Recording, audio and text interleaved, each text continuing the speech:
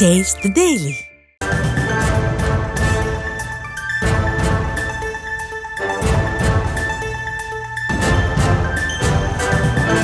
அண்மைச் செய்தி. சென்னை OMR சாலையை மறித்து மாவட்ட உரிமையியல் நீதிமன்ற வழக்கறிஞர்கள் போராட்டத்தில் ஈடுபட்டு வருகின்றனர். அது தொடர்பான அண்மைச் செய்தியை பார்த்து வருகிறோம். வழக்கறிஞர்கள் சாலை மறியலில் ஈடுபட்டதால் சுமார் 1 கிலோமீட்டர் தூரத்திற்கு வாகனங்கள் அணிவகுத்து நிற்கின்றன. இந்த வழக்கறிஞர் போராட்டம் தொடர்பான கூடுதல் விவரங்களை தருவதற்காக நமது செய்தியாளர் சுமன் இணைகிறார். வணக்கம் சுமன், மேலும் விவரம்.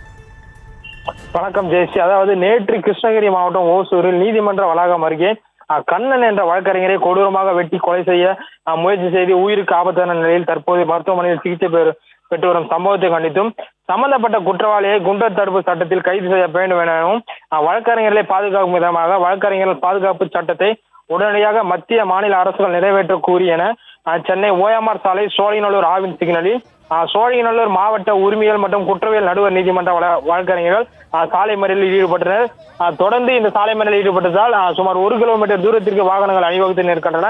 தகவல் அறிந்து வந்த செம்மஞ்சேரி காவல் ஆய்வாளர் கிளாட்சன் ஜோஸ் தலைமையிலான போலீசார் அதாவது சாலை மறியலில் ஈடுபட்ட வழக்கறிஞர்களிடம் பேச்சுவார்த்தை நடத்தி தொடர்ந்து அவர் பேச்சுவார்த்தை நடத்திய அவர்கள் சாலை மறியலை கைவிட்டு நீதிமன்றம் முன்பு மீண்டும் ஆர்ப்பாட்டத்தில் ஈடுபட்டனர். அதாவது இந்த சாலை மறியலால் சுமார் 1 கிலோமீட்டர் தூரத்திற்கு வாகனங்கள் அணிவகுத்து நிற்கின்றன. தற்போது சாலை மறியல் கைவிடப்பட்டதால் வாகனங்கள் நிரந்தர சீராக சென்று வருகின்றன. Jayashree,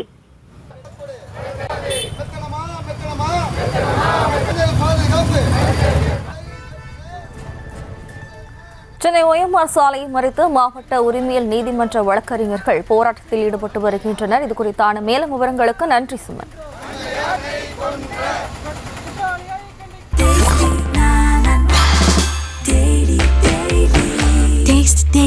Taste the Daily. செய்திகளை உடனுக்குடனும் துல்லியமாகவும் தெரிந்து கொள்ள சப்ஸ்கிரைப் பண்ணுங்க.